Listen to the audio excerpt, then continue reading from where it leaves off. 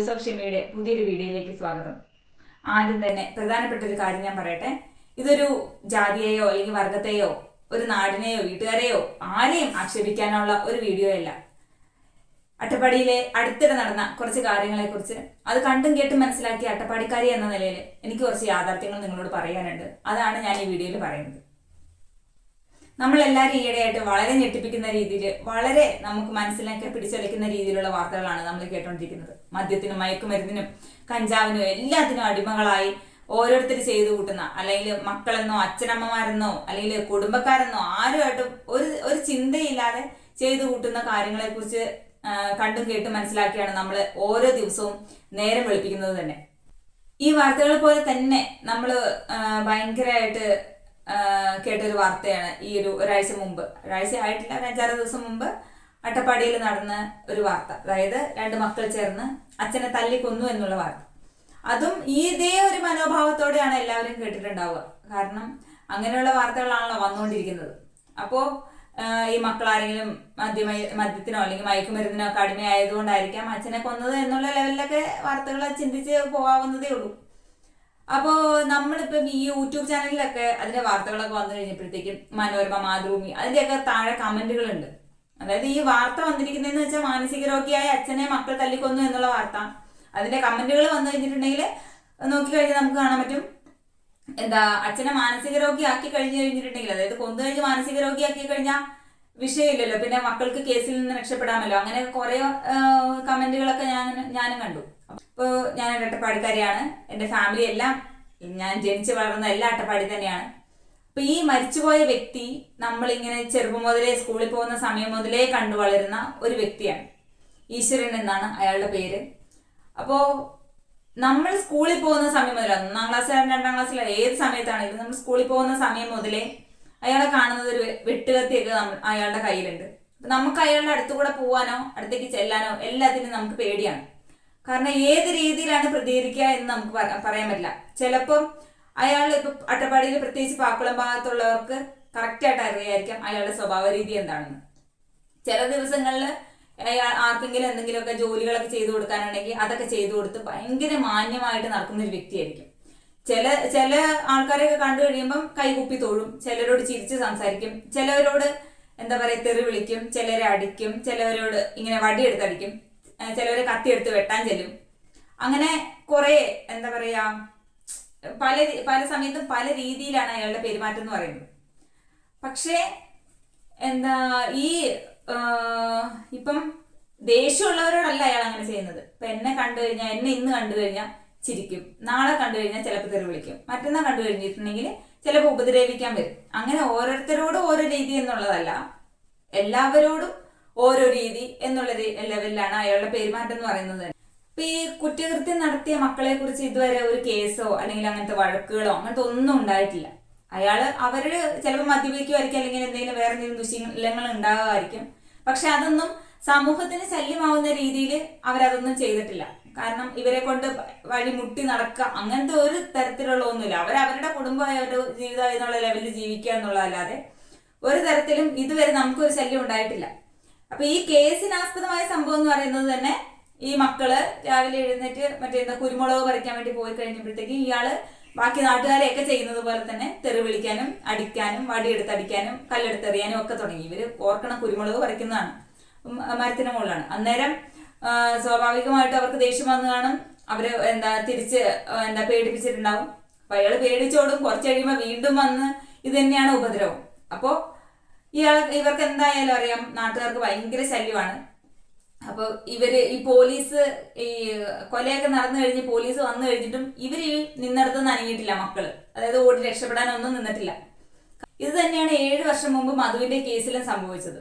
അയാളും ഇതുപോലെ തന്നെ മെന്റൽ ഇഷ്യൂസ് ഉള്ള ഒരാളായിരുന്നു.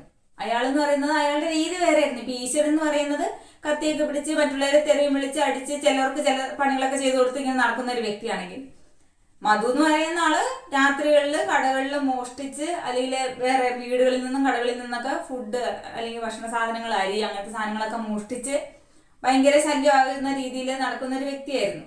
അപ്പം ഓരോ മാനസിക രോഗത്തിനും ഓരോ രീതികളുണ്ട്.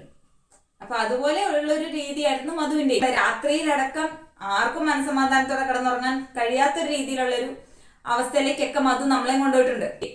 ഇപ്പോൾ ഈ മധു കേസിലെ പ്രതികളായിട്ടുള്ള എല്ലാവരെയും ഒട്ടുമിക്ക ആൾക്കാരെയൊക്കെ നമുക്കറിയാവുന്നവരാണ്. ഡ്രൈവേഴ്സ് അല്ലെങ്കിൽ കച്ചവടക്കാര്, അവരൊക്കെ അവരുടെ കുടുംബം അല്ലെങ്കിൽ അങ്ങനെ ജീവിതം എന്നുള്ള ലെവലിൽ പോകുന്ന, അല്ലാതെ നാടിനെതിരെ അവർ ശല്യം ഉണ്ടാക്കാനൊന്നും പോയിട്ടില്ല.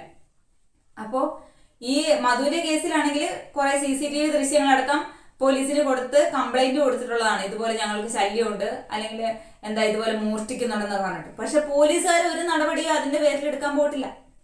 കാരണം പോലീസുകാർക്ക് എടുത്താൽ അറിയാം പോലീസ് ഇതിന്റെ പുറകെ പോകേണ്ടവരും, അല്ലെങ്കിൽ പോലീസ് ഇയാളെ ആയിട്ട് നടക്കേണ്ടി വരുന്നത്. കാരണം ഈ പുറത്തിറക്കാനോ അല്ലെങ്കിൽ ജാമ്യത്തിലെടുക്കാനോ കൊണ്ടുപോകാനോ ഒന്നും ആൾക്കാരില്ല. ഈ മധു എന്ന് പറയുന്ന ആള് കാട്ടിൽ ഒറ്റപ്പെട്ട അവസ്ഥയിൽ ജീവിച്ച ഒരാളാണ്. അയാൾക്ക് കഴിക്കാൻ വേണ്ടിയിട്ടല്ല അയാള് ഈ ഫുഡൊക്കെ അല്ലെങ്കിൽ ഈ ആഹാര സാധനങ്ങളൊക്കെ മോഷ്ടിക്കുന്നത്. അത് അയാളുടെ രീതിയാണ്. അതുകൊണ്ട് ഈ മധുവിന്റെ അമ്മ ഈ മധുവിനെ പണ്ടേ വീട്ടിൽ നിന്ന് ഇറക്കി വിട്ടതാണ്.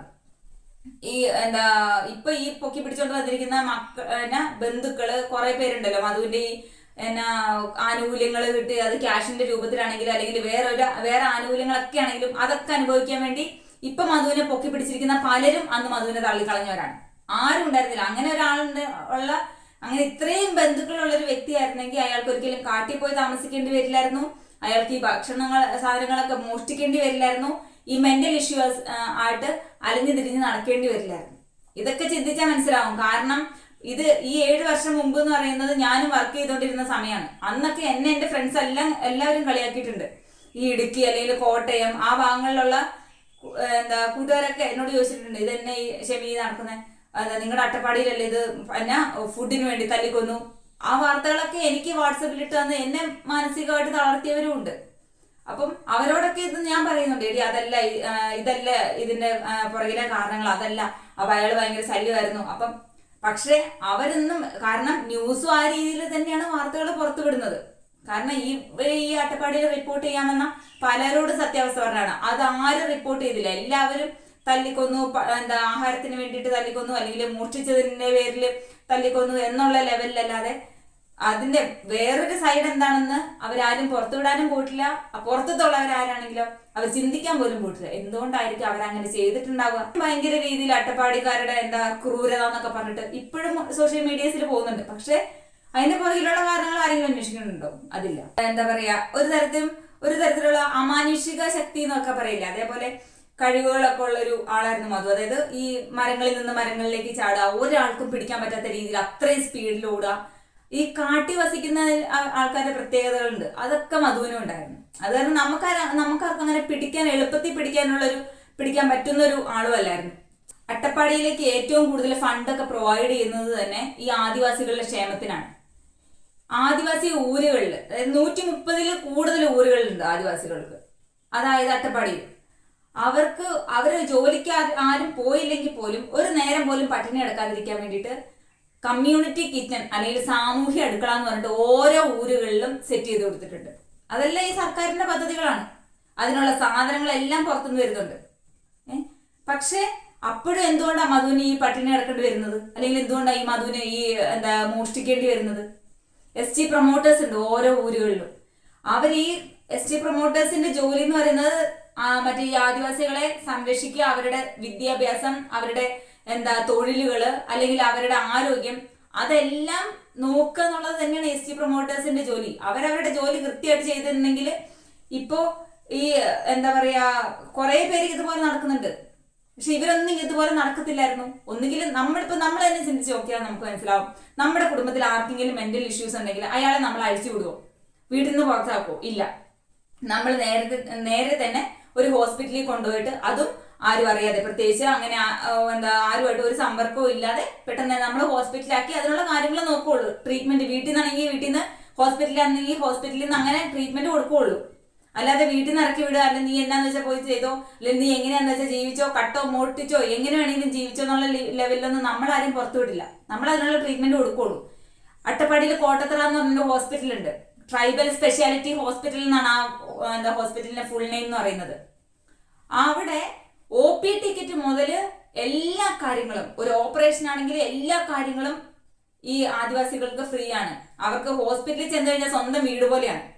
ഒരു OP ടിക്കറ്റിന് നമുക്ക് 10 രൂപയാണെങ്കിൽ അവർക്കൊന്നുമില്ല. നമുക്ക് ഇങ്ങനെ നോൺ ട്രൈബൽ 10 രൂപ എന്ന് പറഞ്ഞിട്ട് വരും. അവർക്ക് ട്രൈബൽ എന്ന് അടിച്ചാൽ ഒരു സാധനവും ഇല്ല. പിന്നെ എല്ലാം ഫ്രീ ആണ്. എക്സ്റേ ആവട്ടെ, സ്കാനിങ് ആവട്ടെ, എല്ലാ കാര്യങ്ങളും അവർക്ക് ഫ്രീ ആണ്. ഇപ്പോ എല്ലാ ഡിപ്പാർട്ട്മെന്റും, അതായത് ഒരു കോട്ടത്തറ ഗവൺമെന്റ് ഹോസ്പിറ്റൽ ആയതുകൊണ്ട് തന്നെ എല്ലാ ഡിപ്പാർട്ട്മെന്റിനും മാത്രമല്ല, ഈ സൈക്യാട്രിക് ഡിപ്പാർട്ട്മെന്റ് പോലും അവിടെ ഉണ്ട്. ഡി അഡിക്ഷൻ സെന്റേഴ്സ് ഉണ്ട്. ഈ കള്ള്, കഞ്ചാവ്, പുകവലി, അങ്ങനത്തെ കുറെ കാര്യങ്ങൾ, ഈ മയക്കുമരുന്നിനൊക്കെ അടിമപ്പെട്ടവരെ ട്രീറ്റ്മെന്റ് ചെയ്യാനുള്ള സംവിധാനം കോട്ടത്തറ ഹോസ്പിറ്റലിലുണ്ട്. നമുക്കാണെങ്കിൽ എന്തെങ്കിലും ചെറിയ ഫീസോ അങ്ങനത്തെ കാര്യങ്ങൾ എന്തെങ്കിലുമൊക്കെ കൊടുക്കേണ്ടി വരും. പക്ഷെ ആദിവാസികൾക്ക് അങ്ങനെ ഒന്നുമില്ല. എന്നിട്ടും ഇവർക്ക് സൗജന്യമായി കിട്ടുന്ന ഒരു ആനുകൂല്യങ്ങളും ഇവർ ഉപയോഗിക്കുന്നില്ല. എന്നിട്ട് വീണ്ടും പറഞ്ഞുകൊണ്ട് നടക്കുന്നത് എന്താ പറയാ, ആദിവാസികൾക്ക് സംരക്ഷണമില്ല, ആദിവാസികൾ അത് ചെയ്യുന്നു ഇത് ചെയ്യുന്നു, എന്താ ഒരു തരത്തിലും ജീവിക്കാൻ അനുവദിക്കുന്നില്ല. എന്തൊക്കെ കാര്യങ്ങളാണ് അട്ടപ്പാടിക്കാർക്ക് ഈ ആദിവാസികളുടെ പേരിൽ നേരിടേണ്ടി വരുന്നത്? ഇതിപ്പോ ഈ ഈശ്വരന്റെ ന്യൂസില് അല്ലെങ്കിൽ ഈശ്വരന്റെ ഈ കൊലപാതകത്തില് 2 പേര്, അത് അയാളുടെ മക്കൾ, അവർ ആദിവാസികളായതുകൊണ്ട് മാത്രമാണ് ഈ കേസ് 2 or 3 കോളങ്ങളിൽ മാത്രം ഒതുങ്ങിപ്പോയത്. മധുവിന്റെ കേസ് പോലെ നാട്ടുകാരിൽ ഒരാളെങ്കിലും ഇവരുടെ കേസിൽ ഉൾപ്പെട്ട അയാൾ പ്രതിയാവുകയും ചെയ്തേനെ, ബാക്കി 2 പേരെ വിടുകയും ചെയ്തേനെ. ഇത് ഭയങ്കര ന്യൂസ് ആയനെ. മധു വധക്കേസ് കഴിഞ്ഞ് 7 വർഷം കഴിഞ്ഞ് വീണ്ടും അട്ടപ്പാടിയിൽ അരുംകൊല എന്നും പറഞ്ഞ് വീണ്ടും വീണ്ടും വീണ്ടും അട്ടപ്പാടിയിൽ ആദിവാസികളെ സംരക്ഷിക്കുന്നില്ല എന്ന് പറഞ്ഞ ഹാഷ്ടാഗുകൾ പിന്നെയും വന്നേനെ. അട്ടപ്പാടിയിൽ ഇനി ഒത്തിരി പേര് അങ്ങനെ നടക്കുന്നുണ്ട്. ആനവായി ഊരിലെ, അട്ടപ്പാടി ആനവായി ഊരിലെ ഒരാളുണ്ട്. ഈ കൈയൊക്കെ സ്ട്രെയിറ്റ് ആയിട്ട് പിടിച്ച് നേരെ ഇങ്ങനെ നടന്നു പോകുന്നൊരു ഒരാളുണ്ട്. അയാൾ ഇപ്പൊ ചെമ്മണ്ണൂര്, പാക്കുളം ഏരിയാസിലൊക്കെ നടന്നു പോകുന്നത്. ഈ അട്ടപ്പാടിക്കാർക്ക് കേട്ടാൽ അയാളെ പെട്ടെന്ന് മനസ്സിലാവും. ഈ മുക്കാലിയില് മാരി എന്ന് പറഞ്ഞൊരു വ്യക്തിയുണ്ട്. അയാളിങ്ങനെ ബാർബർ ഷോപ്പുകളിലൊക്കെ കയറുക, പൗഡറൊക്കെ വാങ്ങുക, അതുപോലെ എന്താ പറയാ ചോക്കൊക്കെ കൊണ്ട് റോഡിലൊക്കെ വരയ്ക്കുക. അതുപോലെ തന്നെ ഗൂളിക്കട ഒരു ചെറുക്കനുണ്ട്. അവൻ എന്ന് പറയുന്നത് ഈ മുറുക്കി തുപ്പി ഇങ്ങനെ എന്താ പറയാ ഈ ചുണ്ടിലും വായിലൊക്കെ ഇങ്ങനെ ആ മുറുക്കാന്റെ ആ ചുമന്ന ആ സാധനമൊക്കെ ഇങ്ങനെ ഒലിപ്പിച്ചോണ്ടൊക്കെ നടക്കുന്ന ഒരു ചെറുക്കനുണ്ട്. ഇവരെയൊക്കെ ഇങ്ങനെ റോഡിലൂടെ അഴിച്ചുവിടാൻ വേണ്ടിയിട്ടല്ലല്ലോ അട്ടപ്പാടിയിലേക്ക് ഫണ്ടൊക്കെ കൊടുത്തുകൊണ്ടിരിക്കുന്നത്. അപ്പം SC പ്രൊമോട്ടേഴ്സ് ഇതെല്ലാം പരിഗണിക്കണം. അതുപോലെ തന്നെ ഇവരെയൊക്കെ ഹോസ്പിറ്റലിലാക്കാനുള്ള ഒരു എന്താ പറയാ മെന്റൽ ഇഷ്യൂസ് ഉണ്ടെങ്കിൽ അതിനെയൊക്കെ നികത്താനും അല്ലെങ്കിൽ ഹോസ്പിറ്റലൈസ് ചെയ്യാനൊക്കെ ഉള്ളൊരു സംവിധാനം ഒക്കെ ഒരുക്കണം. അല്ലെങ്കിൽ ഇതുപോലെ തന്നെ പല കേസുകളും ഉണ്ടാവും ഇനി. കാരണം ഈ മധു കേസ് വന്നേ പിന്നെ ഒരു കുഞ്ഞു കാര്യങ്ങളിൽ പോലും ഇടപെടാൻ അട്ടപ്പാടിക്കാർക്ക് പേടിയാണ്. കാരണം ആ ഇടപെട്ടവരെ പോലീസ് പിടിക്കും. അത് കാരണം അപ്പൊ പോലീസുകാർക്ക് തന്നെ അറിയാം, ആദിവാസികളിൽ ഒരാളെ പ്രതി ആക്കുകയാണെങ്കിൽ അയാളെ പോലീസ് സ്റ്റേഷനിലേക്ക് കൊണ്ടുപോവുകയാണെങ്കിൽ ആ പോലീസുകാർ എന്നെ കുടുങ്ങുള്ളൂ എന്നറിയാം. ഈ ഇതിന്റെ പുറകെ തന്നെ പോലീസുകാർ അയാളെയും കൊണ്ട് നടക്കേണ്ടി വരും. അല്ലാണ്ട് അയാൾക്ക് വേണ്ടിയിട്ട് ആരും സംസാരിക്കാനോ ഒന്നും ആദ്യം പറ്റില്ല. ഇപ്പൊ ഈ മധുവിനെ കണ്ടില്ലേ, ബന്ധുക്കളാണെങ്കിലും അമ്മ ചേച്ചി അങ്ങനെ ആരൊക്കെയോ വന്നില്ലേ, അതെല്ലാം മരിച്ചു കഴിഞ്ഞിട്ടല്ലേ. മരിക്കുന്നതിന് മുമ്പ് ആരെങ്കിലും ഉണ്ടായിരുന്നെങ്കിൽ ഇങ്ങനെയൊന്നും അയാൾക്ക് നടക്കേണ്ട ആവശ്യം വരില്ലായിരുന്നല്ലോ. ഇനിയെങ്കിലും ഒരു മധുവോ അല്ലെങ്കിൽ ഒരു ഈശ്വരനോ ഒന്നും അട്ടപ്പാടിയിൽ ഉണ്ടാവാൻ പാടില്ല. ഇതൊക്കെ തന്നെയാണ് അട്ടപ്പാടിയിലെ അവസ്ഥ എന്ന് പറയുന്നത്. അതുകൊണ്ട് ഇനിയെങ്കിലും ഈ ഹാഷ്ടാഗ് വന്നു കഴിഞ്ഞ് കുറെ മധുവിനെ തല്ലിക്കൊന്നു, ആഹാരം മോഷ്ടിച്ചതിനെ തല്ലിക്കൊന്നു, അല്ലെങ്കിൽ അട്ടപ്പാടി ജനതയുടെ ക്രൂരകൃത്യങ്ങൾ എന്നൊക്കെ പറഞ്ഞു കഴിഞ്ഞ് ആരെങ്കിലും ഒക്കെ വന്നു കഴിഞ്ഞാൽ കുറച്ച് പേരെങ്കിലും ഇതിന്റെ സത്യാവസ്ഥ മനസ്സിലാക്കാൻ വേണ്ടിയിട്ട് മാത്രമാണ് നമ്മളിപ്പോൾ ഈ വീഡിയോയിൽ ഈ കാര്യങ്ങളൊക്കെ പറയുന്നത്. Thank you.